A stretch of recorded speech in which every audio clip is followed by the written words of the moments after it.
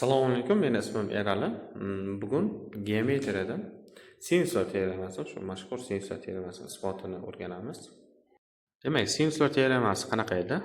Demak, A tomon qarshidagi burchak va shu o'sha A tomonda qarshidagi burchak sinusga bo'lganda, B tomonni qarshidagi burchak sinusga bo'lganda, to есть A taqsim sinus alfa, B taqsim sinus beta, C taqsim sinus gamma, bu 2R. R bu aynalar uchburchakka tashqi chizilgan aylana radiusi. Demak, bunda biz isbotlashimiz kerak. Mana uchburchak deylik. Mana ikkita chizib oldim. Nimagaligini aytaman. Demak, uchta tomoni ma'lum, burchaklari bor. Sinuslar teoremasini isbotlashimiz kerak. Bu yerda osongina mana sinus alfani topib olsak birinchi mana shu yerda sinus alfani. Demak, sinus alfa teng bo'ladi. Bu x bo'lingan b ga. Bu yerdan sinus betani topsak, mana shu uchburchakdan sinus betani, bu to'g'ri burchakli uchburchak. Bunda esa x bo'lingan a bo'ladi. Shu yerdan biz x ni topsak, x bu yerda b ko'paytirilgan sinus alfa, bu yerdan x ni topsak, bu yerda a ko'paytirilgan sinus beta hosil bo'ladi. Demak, mana bu yerdan endi nima qilamiz? Bu yerdan biz ikkalasini tenglashtirib ko'ramiz. Umumiy tenglashtirib ko'rsak, bu yerda b sinus alfa, a ko'paytirilgan sinus beta.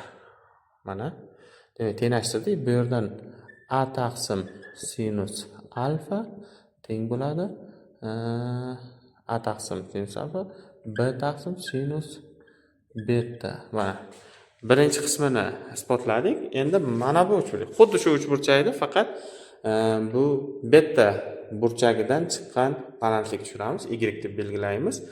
Demak, bu yerda ham biz bu uchburchak uchun va bu uchburchak uchun birinchi sinus gammani topsak, sinus gammamiz bu y bo'lingan a ga. Bu yerdan sinus alfani topsak, y bo'lingan c ga tomonlari.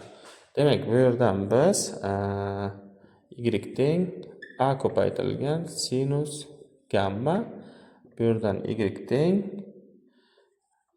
c ko'paytirilgan sinus alfa ga. Tushunarli? Demak, bundan biz nimani topamiz? Tenglashtirib ko'rsak, a sinus gamma teng bo'ladi c ko'paytirilgan sinus alfa ga. Demak, a taqsim sinus alfamiz teng bo'ladi c taqsim sinus gamma ga. Demak, a taqsim sinus alfa ham b taqsim sinus beta ga teng bo'lyapti. A taqsim sinus alfamiz esa c taqsim sinus, uchalasi ham teng ekan.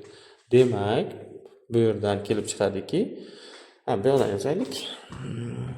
A taqsim sinus alfa, b taqsim sinus beta, c taqsim sinus gamma.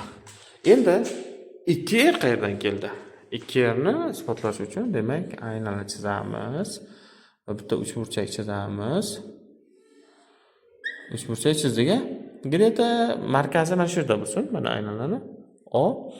Xuddi shu uchburchak mana yerdan gamma deylik. Bitta burchagini. Demak, biz mana nima qilamiz? Bu yerda nima qilamiz? Bu yerda markazdan bitta o'tkazamizda buni ham birlashtiramiz. Demak, mana bu vatarga tiralgan yoylarni burchagi teng bo'ladi. Mana bu ham gamma. Demak, markazi O'dan o'tayotganda mana 2R bu. 2R ku. Radius aynan tashkillangan. Demak, mana 90 gradus bo'ladi. Chunki diametrga tiralgan yoy shu 90 gradusda bo'ladi. Buni ham keyin isbotini ko'ramiz. Demak, bu yerdan biz gammadan bu yerdan biz nimani topamiz? Bu yerdan 2R sinus, bu yerda sinus qo'llab yuborsak, uchburchakni o'xshashligidan foydalansak ham bo'ladi, sinusdan foydalansak ham bo'ladi. Masalan, bu gamma burchak qarshisida c burchagi yotibdi. Ya'ni bu bizda mana c. Bu yerdan sinus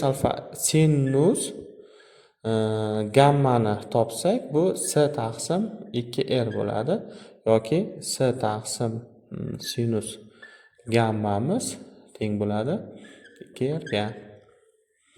Demak, s taqsim sinus gammamiz bu yerdan 2r degan narsa kelib chiqdi mana. Oddiy sinuslar teoremasi isbotlandi. Demak, isbotlandi. Hammaga rahmat.